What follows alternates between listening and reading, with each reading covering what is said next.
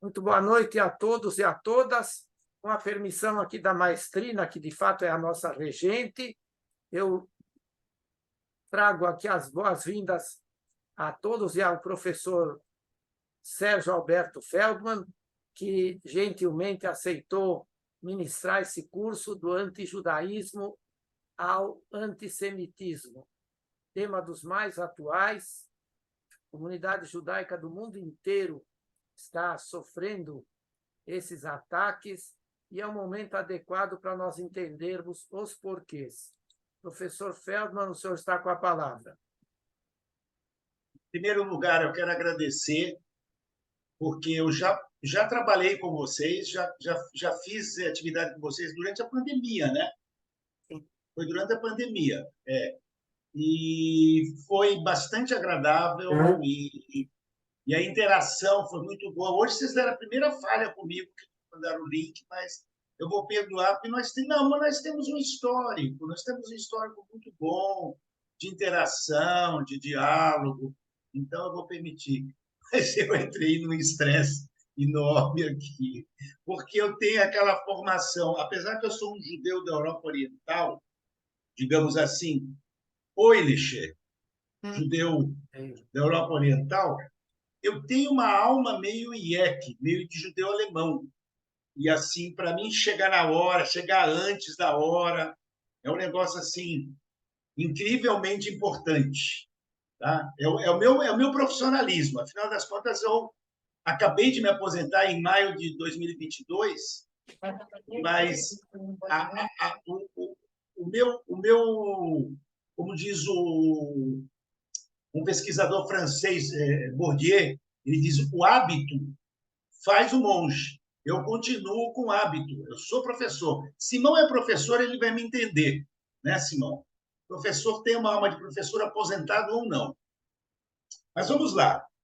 O que eu estou propondo nesse curso, esse breve curso, que, como eu digo, eu agradeço muito, muito me agrada poder falar sobre isso, porque é alguma coisa que está nos incomodando.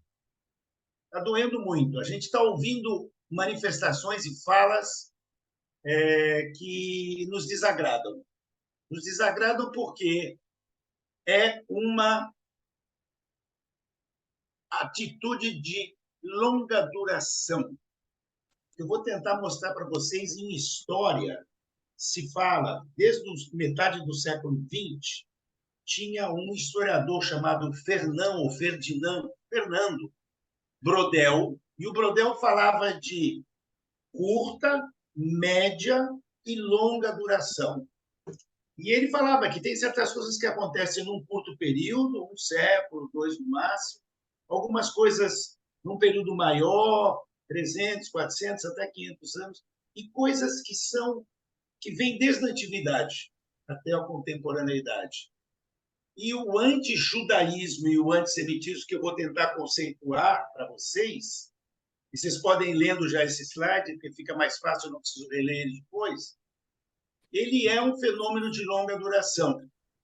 Ele muda em alguns aspectos, ele tem um diferencial, quando chega o século XIX e XX, e vai ser nosso último encontro. Eu estava hoje dialogando com o Simão, eu quero compactar o nosso terceiro encontro, eu quero compactar o segundo e o terceiro encontro um pouco, para poder ir mais longe e chegar, pelo menos, no período anterior ao nazismo. Eu não quero falar de Holocausto. Eu acho que o Holocausto a gente sabe o que é, e nem desse novo antissemitismo que está havendo aí, tá? Que se confunde com o antisionismo. É uma confusão não casual, mas essa vai gerar muita polêmica para discutir e eu não estou querendo gerar essa polêmica. Nós temos outros problemas. Então, o primeiro slide diz aí o que é um, o que é outro. Tá? De fato, muito parecido, está muito linkado, mas, apesar do Holocausto, a gente vê que continua havendo o antijudaísmo e o antissemitismo. Mas o que seria um e o outro? Muito bem, eu preciso diminuir aqui a janela para eu poder ler. Um esclarecimento, isso aqui está tirado de um artigo, 2 artigos, um artigo do Nachman Feldman, que foi meu orientador de mestrado, e um artigo do intelectual judeu Paulo Geiger, que é o editor das 2 enciclopédias judaicas em língua portuguesa. Editor não é o escritor. Ele organizou, traduziu enciclopédias, geralmente dos Estados Unidos, né? A maior parte delas dos Estados Unidos. Mas esses são 2 caras assim que eu imensamente respeito. E os 2 diferenciam antijudaísmo e antissemitismo. Claro que não é todo mundo que concorda, não. Vai aparecer gente que não concorda com essa definição. Mas eu vou explicar por quê. Porque até o século XIX, para o Geiger, para o Feldman e para mim, Feldman, havia antijudaísmo, tá? Porque, na verdade, o judaísmo não é simplesmente pessoas originárias da Ásia Ocidental. Semita seria uma divisão baseada na Bíblia e que é parte, essa definição, esse contexto, é parte de uma nova perspectiva na relação com os outros, com a alteridade. Explicarei em seguida, tá? Antissemitismo foi inventado em 1879 por um alemão, Guilherme ou William Marr, que queria classificar os fenômenos antijudaicos da Alemanha no século XIX. A Alemanha estava unificada e a Alemanha teve uma grande crise econômica. E aí, poxa, a Alemanha que ia se tornar o maior país da Europa, o país mais importante, de cara, a primeira década dela cai num buraco de uma crise econômica. E aí a culpa de quem que era? Ele, olhando para o passado e para o presente dele, a classifica que o problema são os judeus. E aí ele cria uma liga antissemita. Isso eu falarei no último encontro. Isso eu vou deixar para falar no último encontro. Estou só antecipando. Então, o termo é um termo novo no antijudaísmo, mas não existia antes. Ninguém é antissemita, ou seja, não há um preconceito dirigido às etnias semíticas. Senão, isso também agregaria os árabes. Os árabes seriam semitas também, porque são povos da Ásia. Eles também descendem de Abraão. Então, antissemitismo, nós vamos trabalhar com o foco dele 3 encontros como antijudaísmo, tá? Em vários contextos, em várias questões. Judaísmo é uma identidade cultural. Eu não quero simplificar dizendo que o judaísmo é uma religião, tá? Eu acho que o judaísmo é mais que uma religião. Tem uma religião, é a parte central do judaísmo, mas tem também uma etnicidade. Ou seja, existem judeus que nem acreditam em Deus, mas são judeus e não deixam de ser judeus. Existe até judeu que hoje está atacando o Estado de Israel de uma maneira visceral, voraz, e se diz judeu. Tá? Eu acho que eles estão esquecendo que eles são judeus, mas, enfim, tem. E eu não vou dizer que eles não são judeus. Tá? Então, uma identidade cultural larga, mas a religião é a parte central dela e que se desenvolveu no meio de culturas dominantes e ele é a diferença. Existe 2 conceitos, o eu e o outro, a identidade e a alteridade. A alteridade, alter, é uma expressão que vem do latim e do grego, que é o outro. Então, identidade sou eu e alteridade é o outro. Eu me defino dizendo eu sou isso, isso, isso, isso, mas também eu me defino eu não sou isso, isso, isso, isso. Então, eu sou branco, judeu, torcedor do Corinthians, não sou, tá? Deus me livre. E sou também outras coisas. E não sou negro, não sou palmeirense, não sou argentino, etc, etc. Então, você se define quem eu sou e quem eu não sou. E isso é linkado um no outro. Identidade e alteridade é um conceito teórico, tá? que foi desenvolvido por alguns autores. Teve um par de pesquisadores, um deles é judeu, Scottson e Norbert Elias. O Norbert Elias é judeu de origem alemã, que se refugiou na Inglaterra no período da guerra e fez, junto com esse Scottson, um estudo antropológico numa comunidade que todos ali eram de uma mesma origem, de uma mesma cor de pele, do mesmo grupo socioeconômico, mas uns discriminavam os outros. E nesses estudos ele estabeleceu dois conceitos: os estabelecidos, os que já estavam lá, chegaram antes, e os outsiders, o de fora. Outsiders seriam apenas, no caso da pesquisa deles, gente que chegou depois. Eles eram vistos como sujos. Peraí, aqui não era para passar. Ah, não. Sujos, com mau comportamento, bêbados, etc, etc, etc. Tá?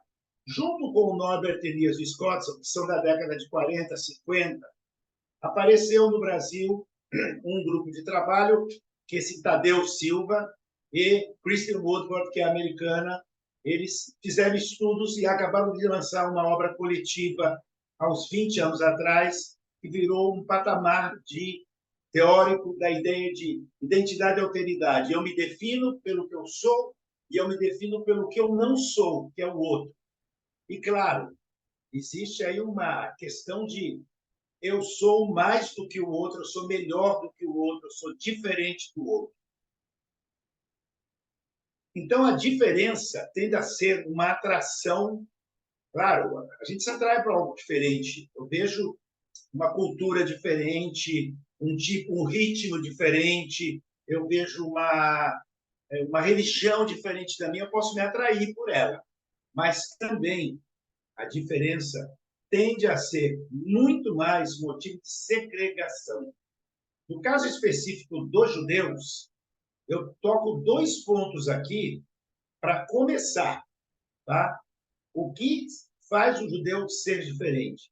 Primeiro, que num mundo em que havia culto de estátuas, idolatria, os judeus vão se desprendendo, na narrativa bíblica, vão se desprendendo já desde Abraão. Né? O Midrash, a lenda talmúdica, diz que o Abraão era filho de um construtor de ídolos e que ele quebrou as estátuas da casa do pai dele. Né? Mas, mesmo que isso seja só alegórico, simbólico, o judaísmo começou um afastamento radical da idolatria, do culto de Baal, de Baalim no plural, de Astarte, Astarote no plural, de maneira radical, numa época, num mundo que era um mundo antigo em que todas as religiões eram politeístas e idólatras. Quer dizer, ali no exemplo 1 eu não coloquei o monoteísmo, mas vamos ficar só com a questão da idolatria. E depois, imbricado nisso, há uma revelação divina que está sendo atribuída para Deus no Monte Sinai, para Moshe, e vamos ficar com isso. Não tem importância se é exatamente assim ou se é uma construção coletiva. Eu ficaria mais com a ideia da construção coletiva, mas vamos se bastar. Uma legislação religiosa com regras rígidas de conduta cotidiana. Dois exemplos: Shabat, a ideia de guardar o sábado de uma maneira super radical, e a kashrut, as normas dietéticas alimentares. Então, essa identidade gera separação e faz com que os outros olhem a nós, a nossa identidade entra num conceito de alteridade para os outros, e nós viramos outsiders. Nós somos diferentes, nós somos os errados, os distorcidos. Muito bem. Nosso modelo de análise não vai ser Israel na terra de Israel. Nós vamos partir da diáspora. A diáspora é o espaço aonde se desenvolve o antijudaísmo. Enquanto os judeus estão em Israel, não foram para o exílio, nem para o primeiro exílio, nem para o segundo exílio, os judeus são ali maioria e pode ter conflitos com os vizinhos, pode ter conflito com os cananeus, mas aí não gera um conflito de identidade e alteridade. Há uma definição de identidade que culmina, na minha perspectiva, com os profetas, mas se consolida, tá? Se consolida com o Talmud.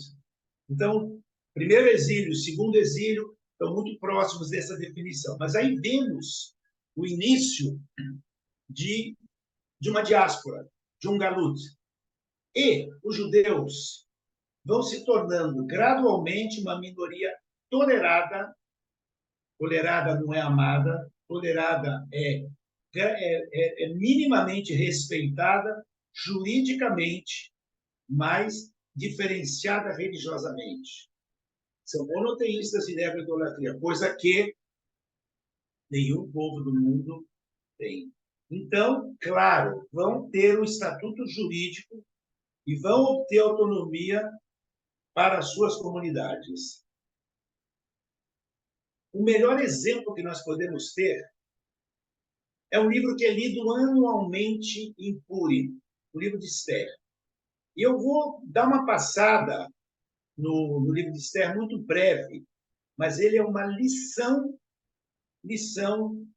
desse problema, do antijudaísmo e de como os judeus viam essa questão, como os judeus entendiam essa questão. Tá? Esse livro de Esther merece análises, e eu não vou fazer, eu tenho uma palestra inteira sobre o livro de Esther, que eu pego trecho por trecho e analiso. O livro de Esther não é, para mim, uma realidade histórica plena. Ele está muito próximo de ficção, mas ele é um olhar denso, crítico, sobre a realidade dos judeus na diáspora. Então, ele é um livro que tem uma perspicácia, uma beleza de construção. É possível, aí eu estou só provocando, tá? Não me levem a sério, não. Agora é o horário da provocação. É possível que até uma mulher tenha escrito ele, porque a sensibilidade que ele mostra é a sensibilidade de uma mulher numa sociedade muito tradicional, muito misógina, em que a mulher tem que agir escondida, por subterfúgios, uma sociedade machista, uma sociedade misógina. Tá? Então, eu acho que tem uma finesse, que é a finesse da sensibilidade feminina aí nesse livro. Mas isso aí é provocação apenas. Não me levem tão a sério.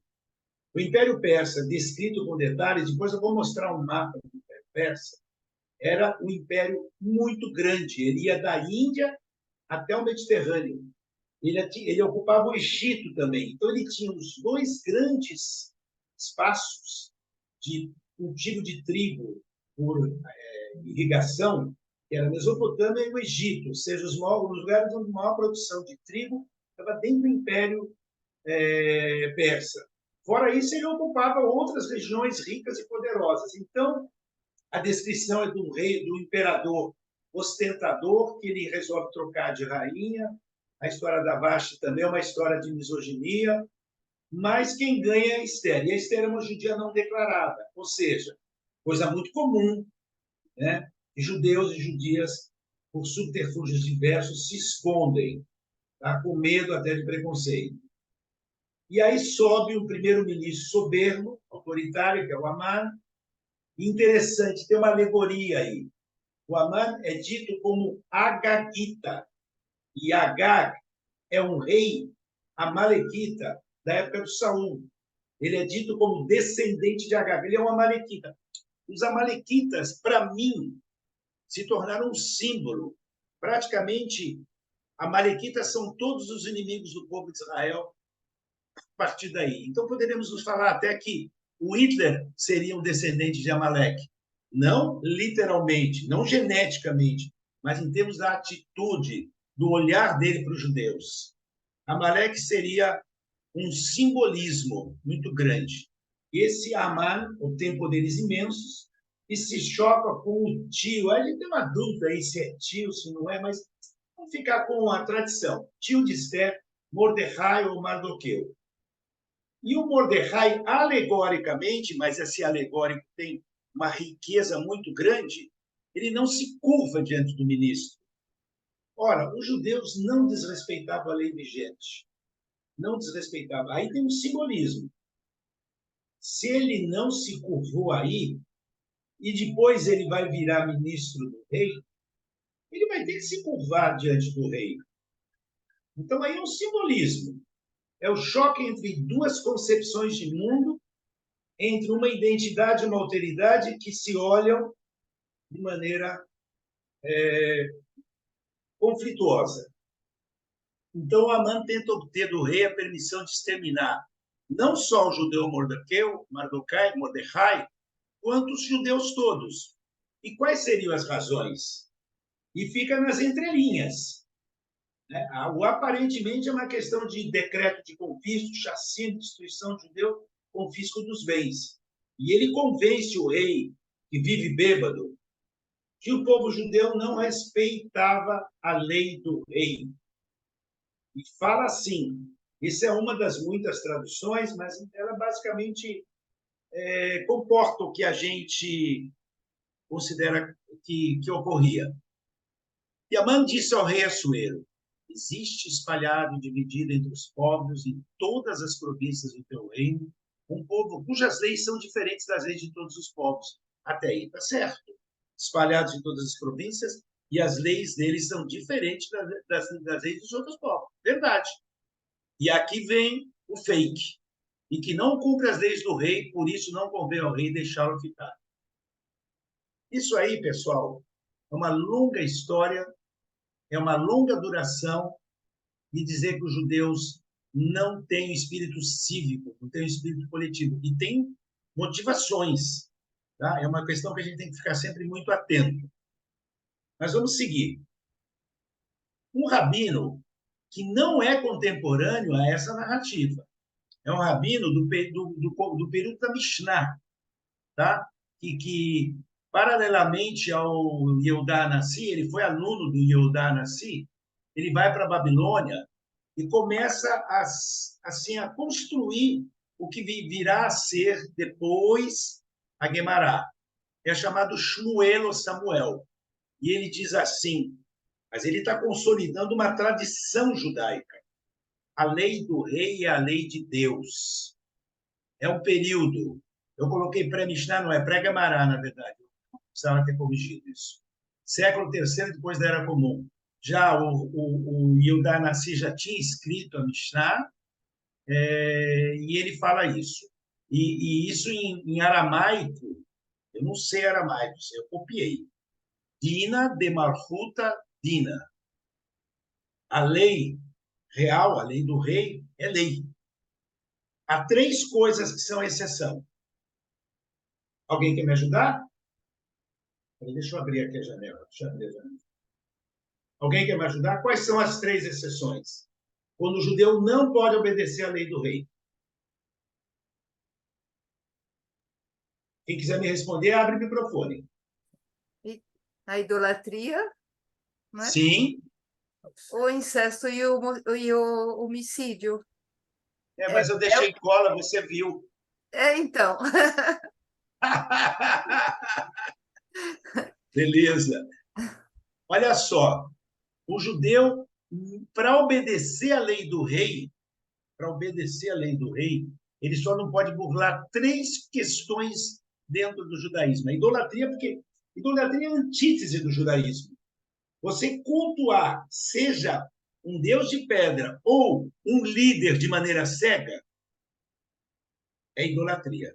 Incesto, que é uma relação sexual entre parentes sanguíneos, e matar alguém inocente. Não é um homicídio que você comete em legítima defesa.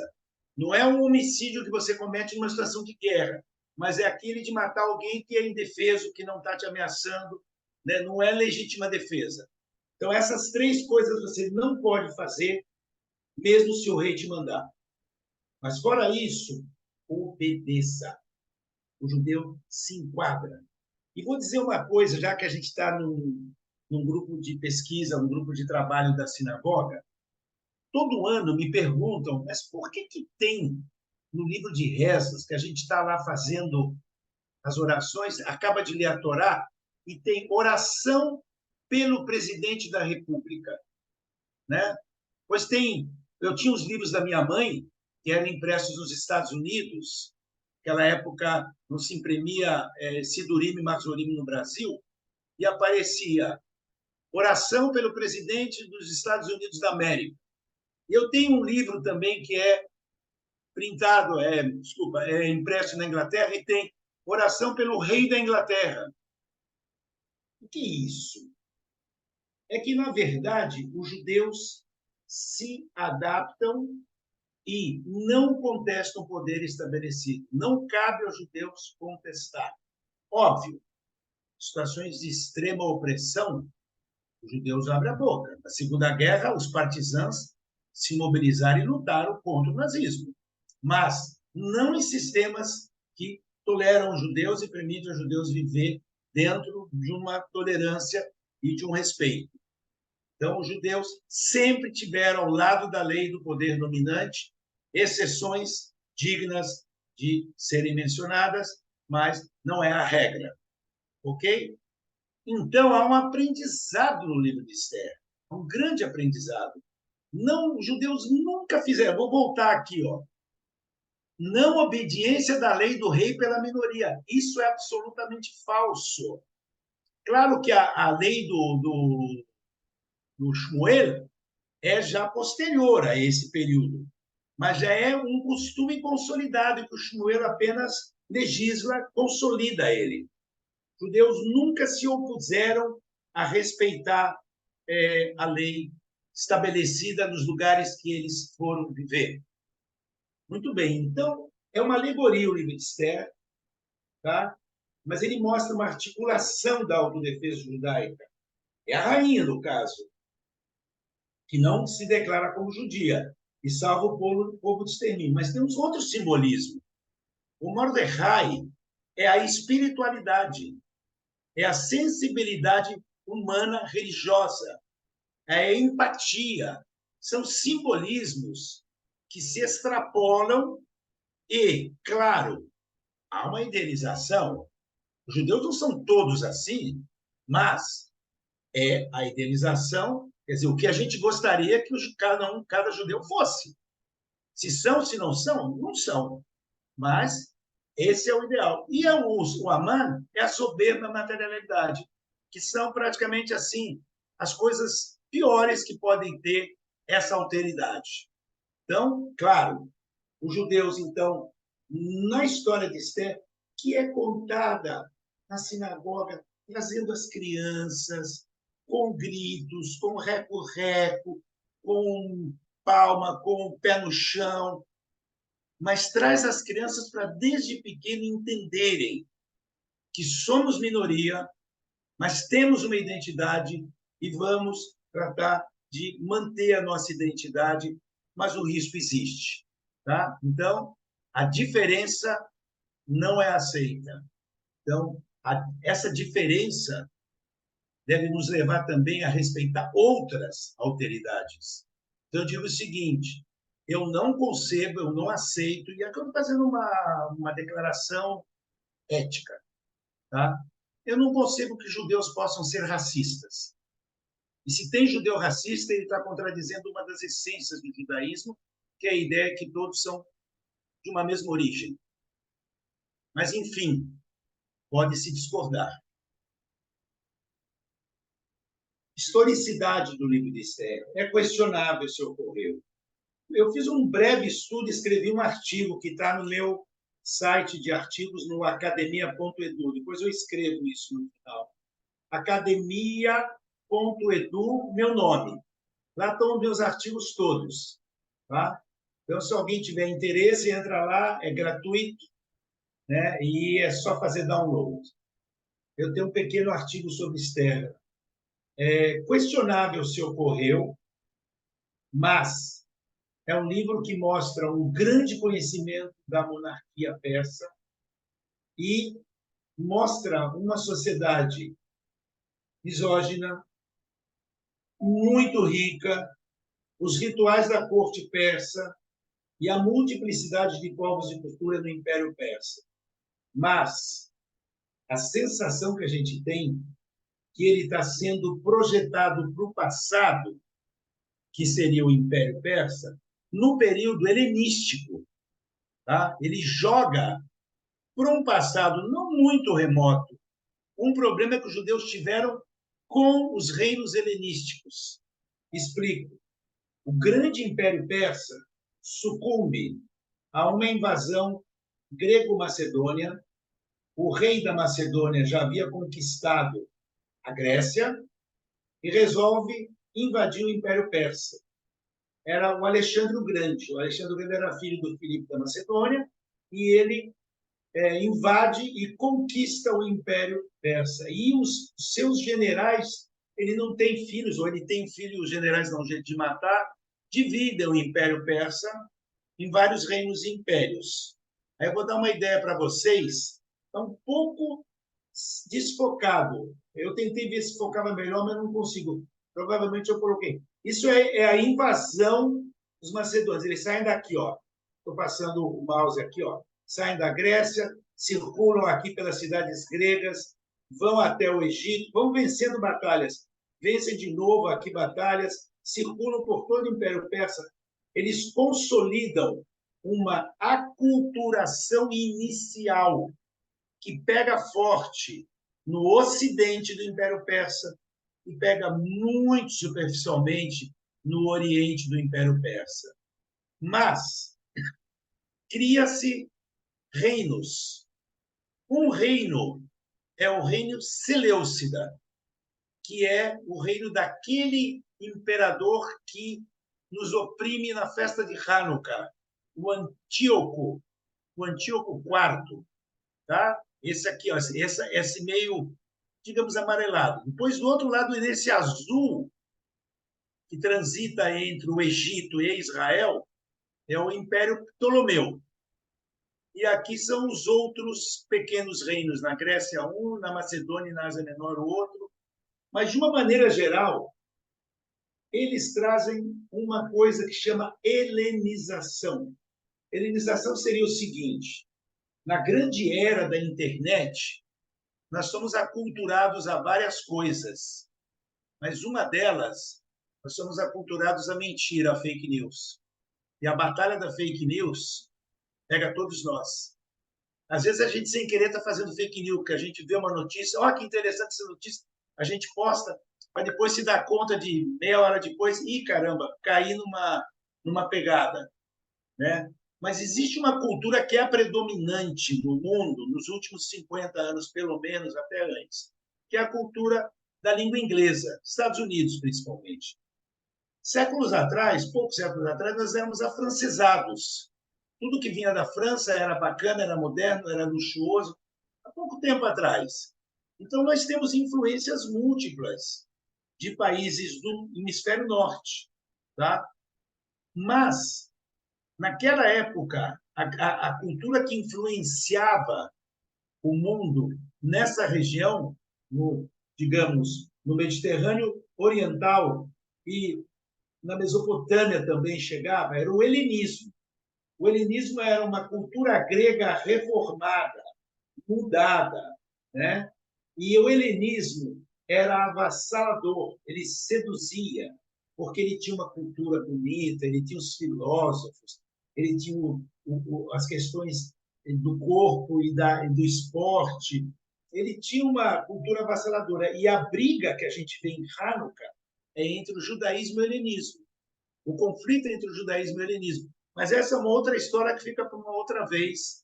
Mas, para vocês terem ideia, o judaísmo está no meio de grandes potências, tá?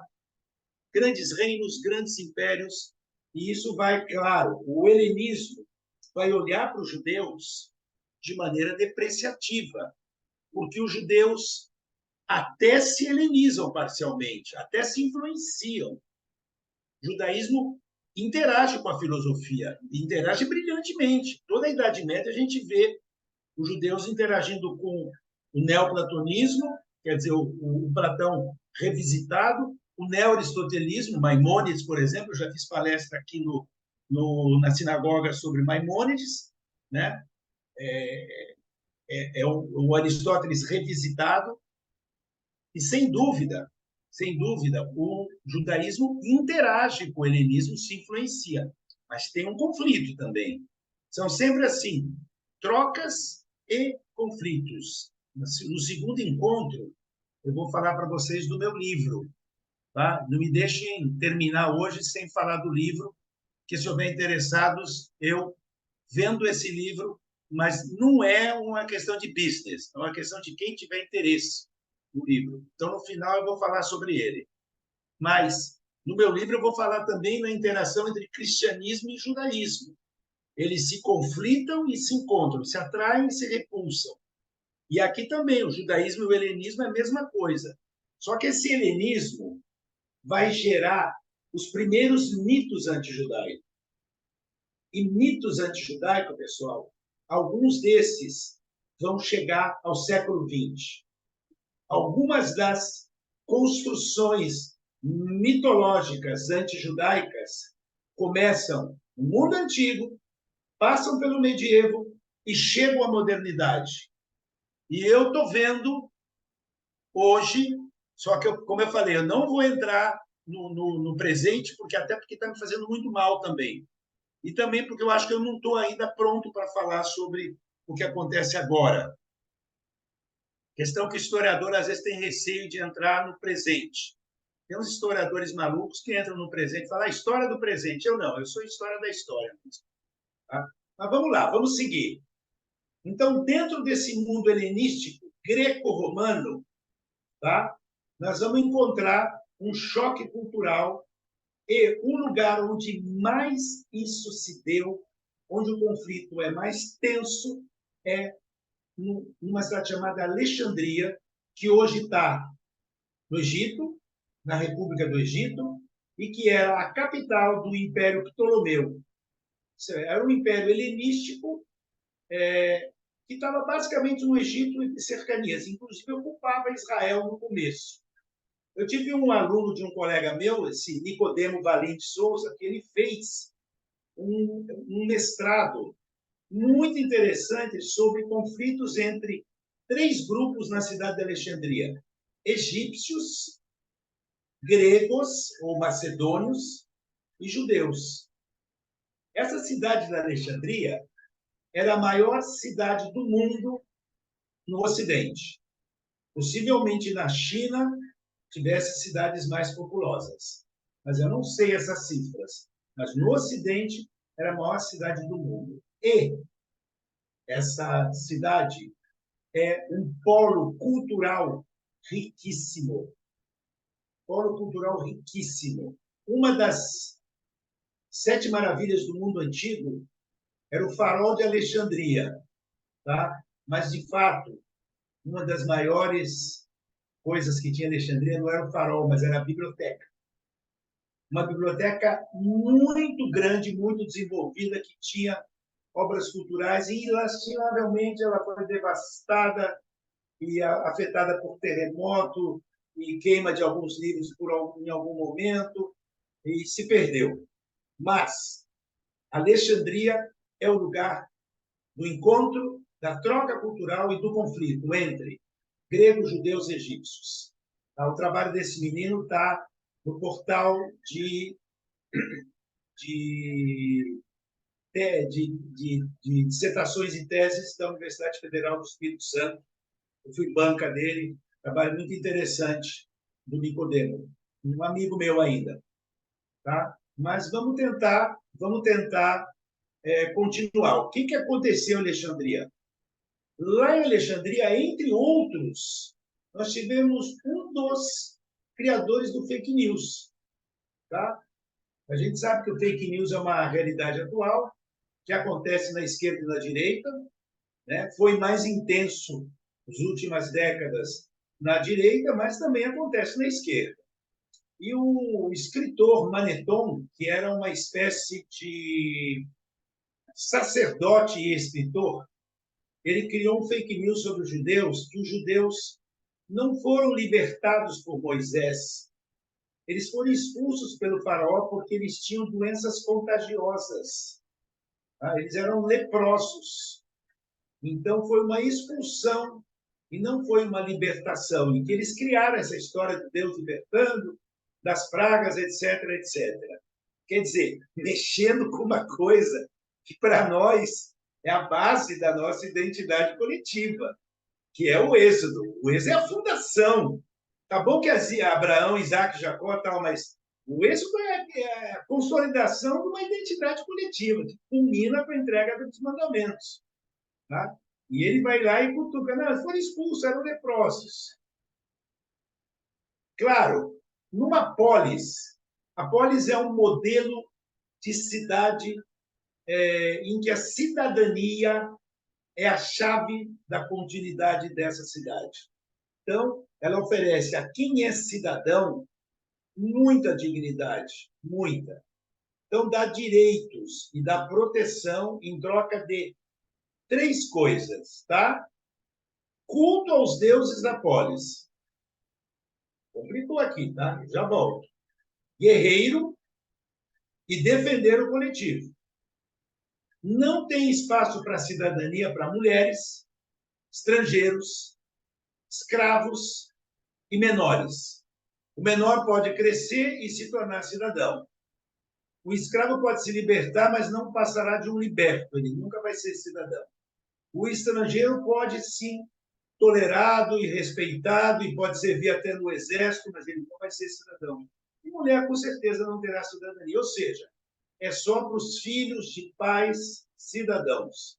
Se esse pai tiver um filho com uma concubina, ele pode até conseguir que ele seja legitimado como cidadão, mas é do lado paterno. Os judeus chegam em Alexandria com um convite especial. O Alexandre o Grande, que além de grande general, era muito inteligente para perceber como os judeus iriam colaborar para o desenvolvimento da cidade, ele dá para eles a opção da cidadania plena, sem o primeiro tópico. Não precisavam cultuar o panteão da polis. O resto, tudo igual. Tudo igual. Eles tinham que defender, eles participavam das assembleias, tudo, menos o culto dos deuses da polis. Isso aí vai gerar o que a gente chama em português do cotidiano a grande dor de cotovelo. Um incômodo muito grande nos egípcios e nos macedônios ou gregos. Tá? Claro, é o começo de uma fermentação de um conflito. Alexandria é o lugar aonde vai acontecer a criação do antijudaísmo. O paganismo, de uma maneira geral, é tolerante. Tá? Peraí. Sim, desculpe. O paganismo é tolerante, não exige conversão. E, através de acordos, pode agregar um deus ou deuses no panteão. Quando Roma conquistou o Oriente, Roma não destruiu os panteões das cidades. Ele agregou os deuses romanos. Agregou 1, 2, dependendo de cada cidade.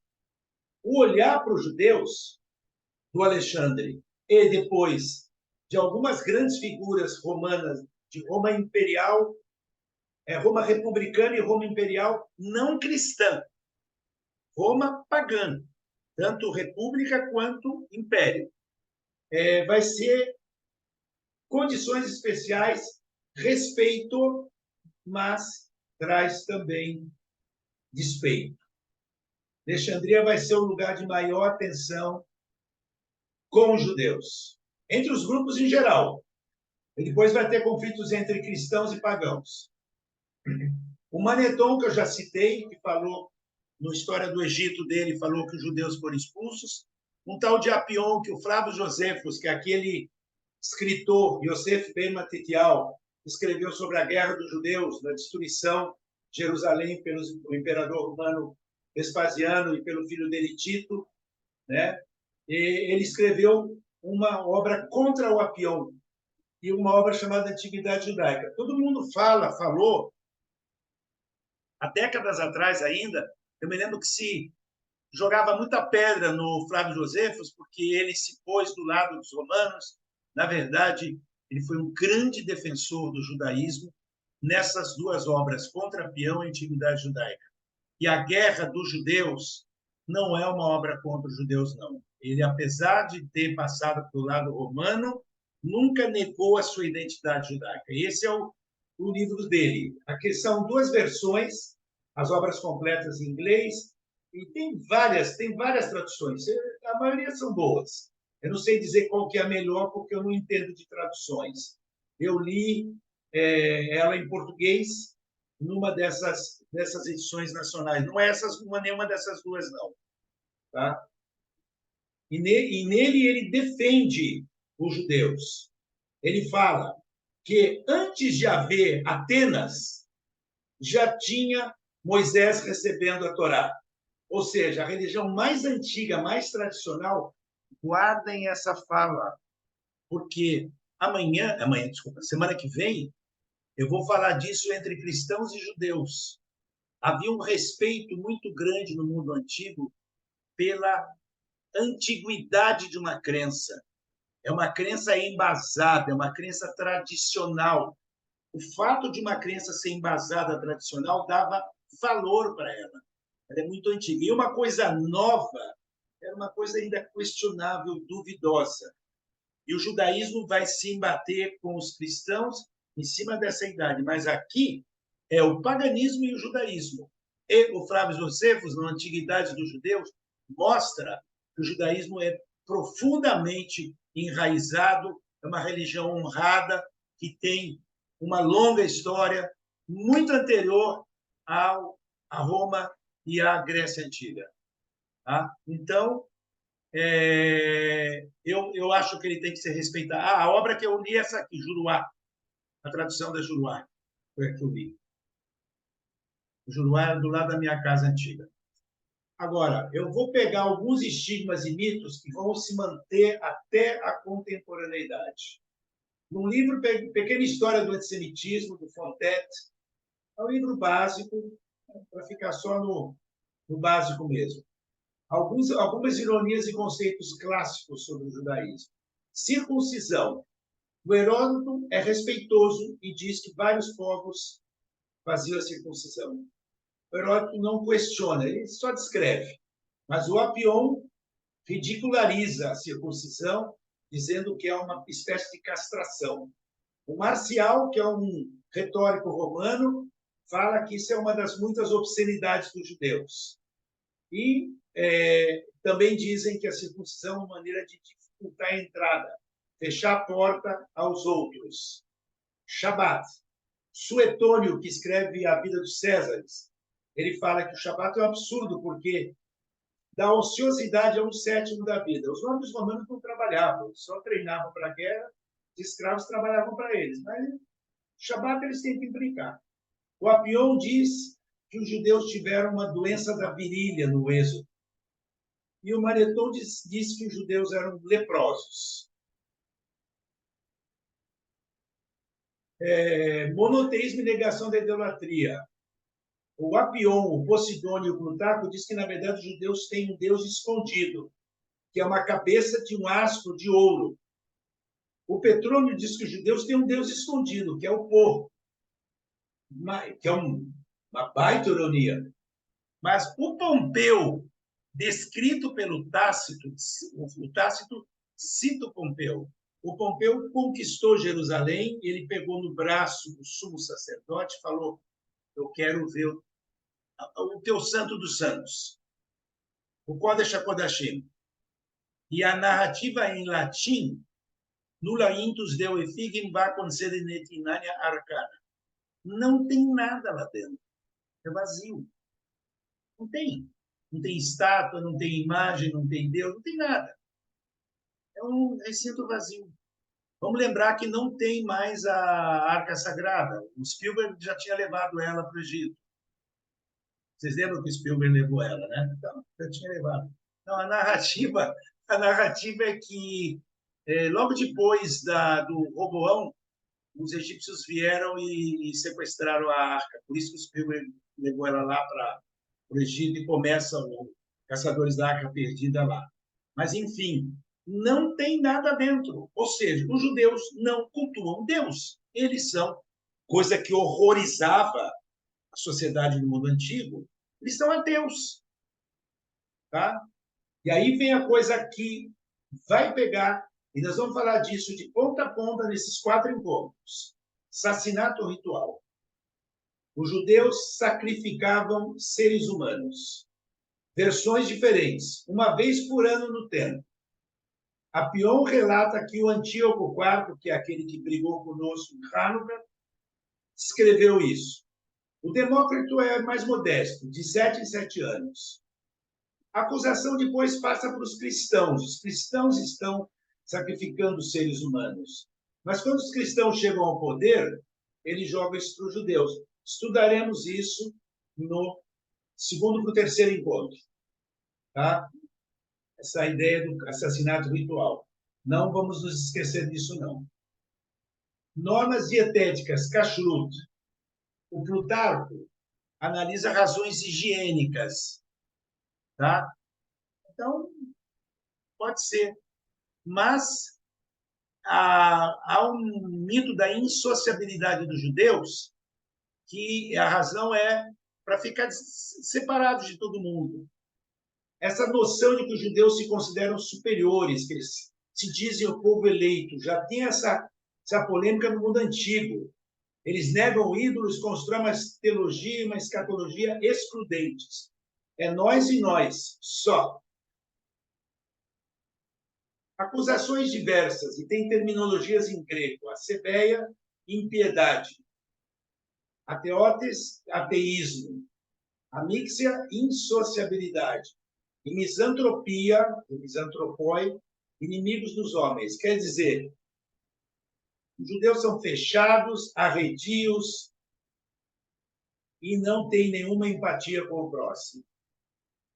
O Hecateu de Abdera diz que os judeus são contra... Ele não leu o Tanakh, ele não viu o Abraão recebendo os anjos, ele não viu nada. Contra a hospitalidade. Misóxinos bios. Autores diversos. Cícero, nasceram para a escravidão. Sêneca. O Sêneca faz ironias ao Shabat. O Juvenal, o Marcial e o Petrônio fazem mais ironias. O Tácito absorve o Apião, recicla. Asno sagrado, pão ázimo, roubado do Egito. Porco lembra lepra, não se come. Os judeus eram leprosos. Agora, uma coisa, poxa, sabe quando eu vejo isso, eu fico pensando, eu queria que fosse verdade, que os judeus forem super pegadores, tá? Mas não são, pessoal. Nós somos normais, nem melhores nem piores. Libidinosos. Nós vamos encontrar isso em muitas situações da história. Isso vai aparecer e reaparecer. Eu estou no meio de um livro aqui que eu estou tentando escrever. Estou parado há uns 6 meses no livro, mas por múltiplas razões. Às vezes por desconcentração, às vezes por preguiça, às vezes porque eu não tenho uma data para fazer. Eu estou aposentado, eu escrevo se eu quiser, se eu não quiser, eu não escrevo.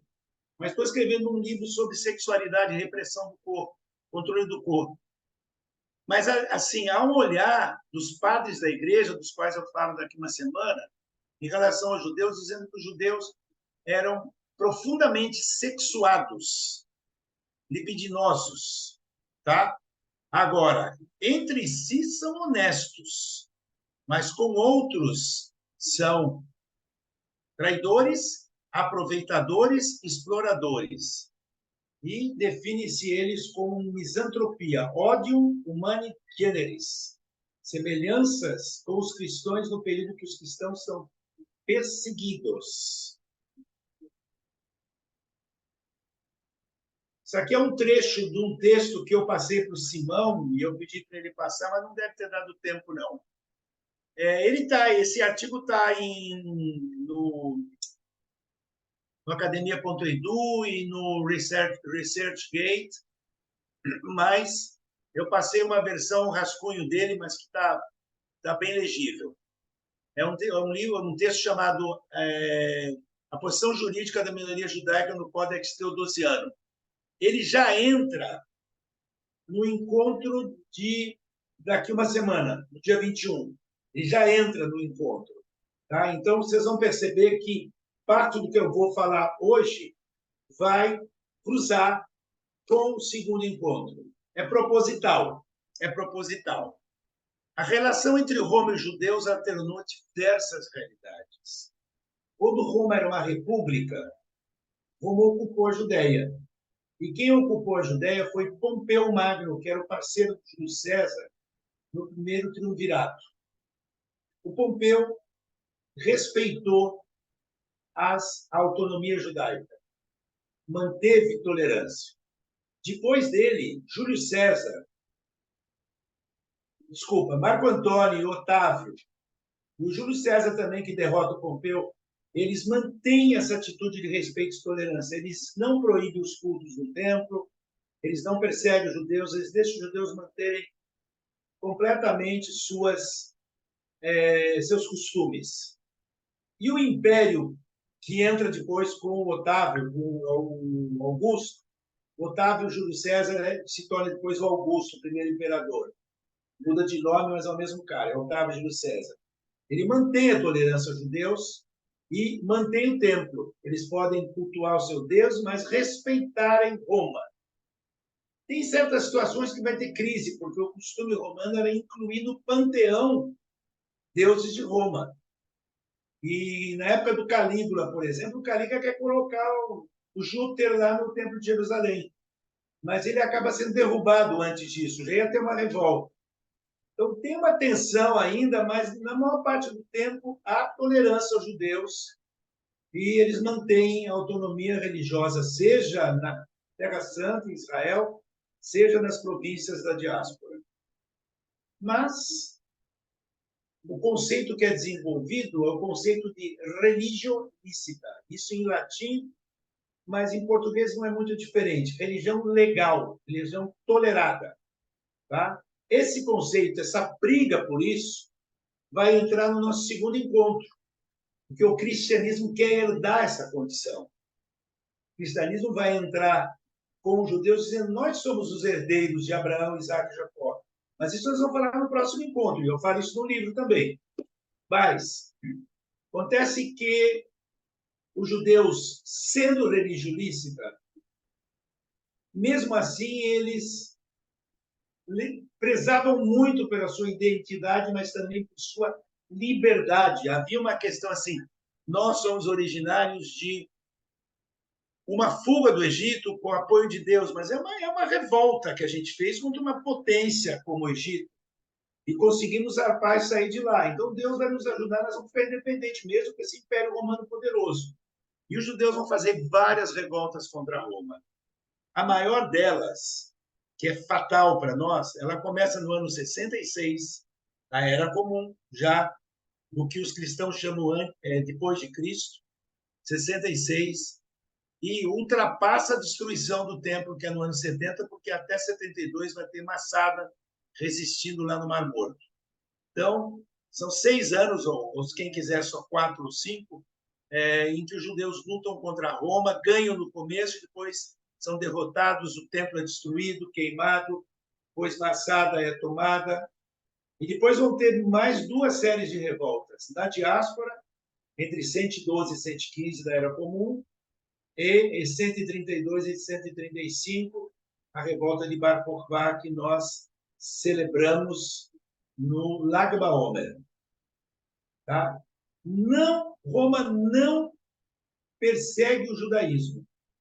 Roma briga politicamente com os judeus. Roma é terrível, é um inimigo destruidor.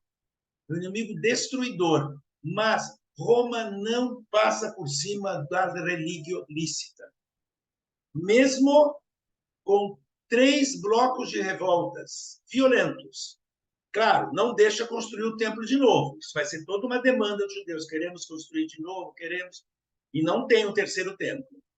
Ainda assim, só há um breve momento que nós também celebramos em Lag BaOmer, sobre o imperador Adriano, que ele proíbe o judaísmo. Mas é um período muito curto. Os direitos obtidos pelos judeus são mantidos porque os judeus são uma religião estabelecida. Uma religião tolerada, legal. Na terminologia romana, uma religio licita. vai haver, paralelamente a esse período, perseguições aos cristãos. Em 250 anos de história do Império Romano, nós vamos ter 10 perseguições aos cristãos. Isso aí é discutido, debatido e é contestado por alguns historiadores. É uma escolha historiográfica minha. Mas ninguém nega que Roma perseguiu os cristãos, principalmente no século III. Os judeus fizeram revoltas, foram reprimidos, foram arrebentados, Jerusalém foi queimada, escravizaram um monte de gente, os judeus desenvolveram aquele conceito de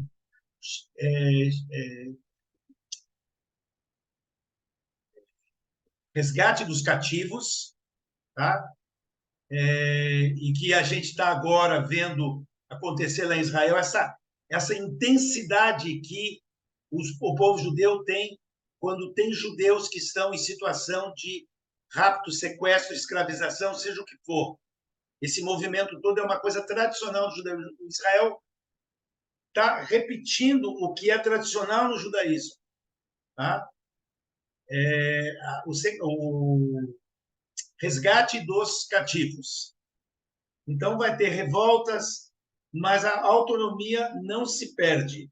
Tanto que os judeus conseguem escrever na terra de Israel, nesse período dessas revoltas, o posterior, a terceira delas, olha bem, essa aqui, ó, Bar Kokhba, século II. No final do século II, começo do século III,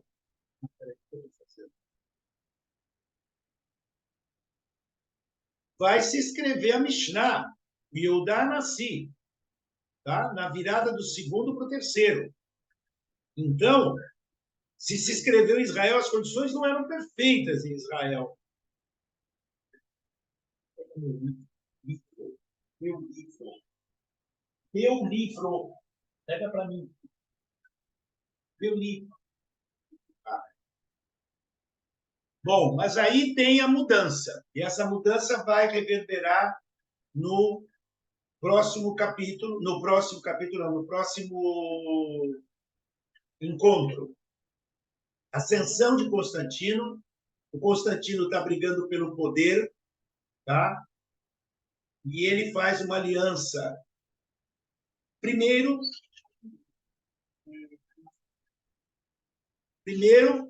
se aproxima da igreja e depois, mais tarde, o Teodósio torna a religião oficial.